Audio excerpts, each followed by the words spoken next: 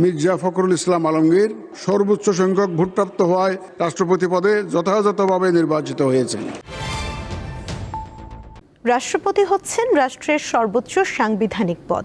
সংবিধানে রাষ্ট্রপতিকে রাষ্ট্রের অন্য সব ব্যক্তির ঊর্ধ্বে স্থান দেওয়া হয়েছে।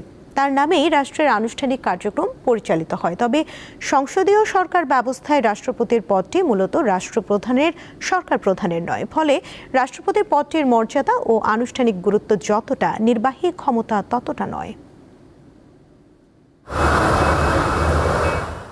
সংবিধান অনুযায়ী প্রধানমন্ত্রী ও প্রধান বিচারপতি নিয়োগের ক্ষেত্রে রাষ্ট্রপতির নিজস্ব সাংবিধানিক ক্ষমতা রয়েছে।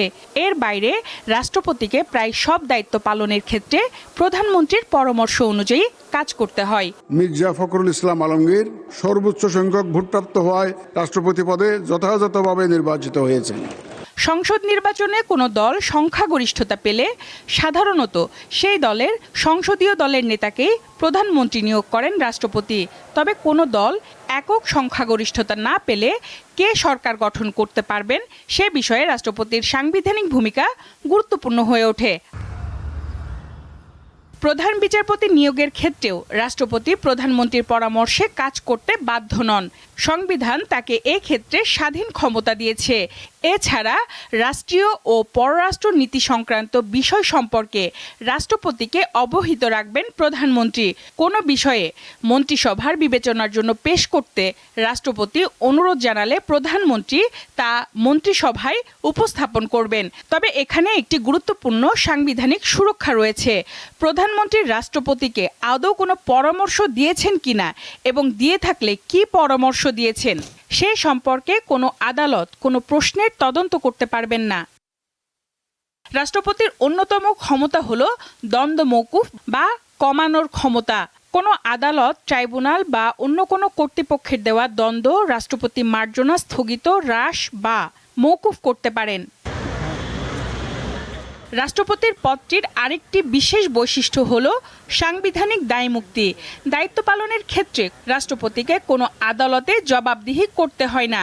কার্যকাল চলাকালে তার বিরুদ্ধে কোনো আদালতে ফৌজদারি মামলা করা যায় না এবং তাকে গ্রেফতার বা কারাগারে পাঠানোর জন্য আদালত থেকে পরোয়ানাও জারি করা যায় না।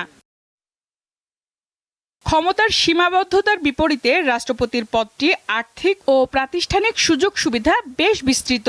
দ্য প্রেসিডেন্টস অ্যাক্ট অনুযায়ী রাষ্ট্রপতির মাসিক বেতন 1,20,000 টাকা।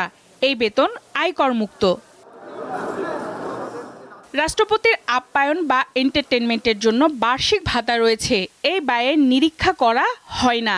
রাষ্ট্রপতির জন্য সরকারি বাসভবন বঙ্গভবন নির্ধারিত। এর সাজসজ্জা, রক্ষণাবেক্ষণ সহ প্রয়োজনীয় ব্যয় রাষ্ট্রীয় কোষাগার থেকে বহন করা হয়। রাষ্ট্রপতি সরকারি কাজে বিদেশ সফরে গেলে সরকার নির্ধারিত হারে ভাতা পান। এছাড়া রাষ্ট্রপতি ও তার পরিবারের সদস্যরা দেশের যে কোনো হাসপাতালে বিনা খরচে চিকিৎসার সুবিধা পাবেন। চিকিৎসকদের পরামর্শে দেশের বাইরে চিকিৎসার প্রয়োজন হলে সেই ব্যয়ও সরকার বহন করে। রাষ্ট্রপতির বিমান ভ্রমণের জন্য বিমান সুবিধাও রয়েছে। বর্তমানে এর সুবিধার পরিমাণ বছরে 27 লাখ টাকা। রাষ্ট্রপতির মেয়াদ 5 বছর। তবে মেয়াদ শেষ হওয়ার পরও উত্তরাধিকারী দায়িত্ব গ্রহণ না করা পর্যন্ত তিনি পদে বহাল থাকেন। একই ব্যক্তি সর্বোচ্চ 2 মেয়াদের রাষ্ট্রপতি থাকতে পারেন। সঞ্জিদা প্লাবনী, দীপ্ত সংবাদ, ঢাকা।